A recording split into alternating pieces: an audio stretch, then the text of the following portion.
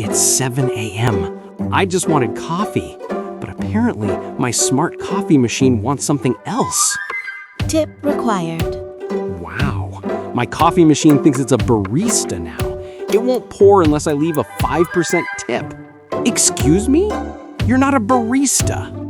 Come on, I'm brewed it with love and data. 5% tip recommended. I'm sorry, what? I can't agree with this. No tip, no sip. Wow, it refused to pour the coffee until I tipped. Okay, I agree. I will pay 5%. Processing your generosity. Now my coffee tastes like debt and disappointment. At this rate, my toaster's gonna start a GoFundMe. Would you tip your coffee machine?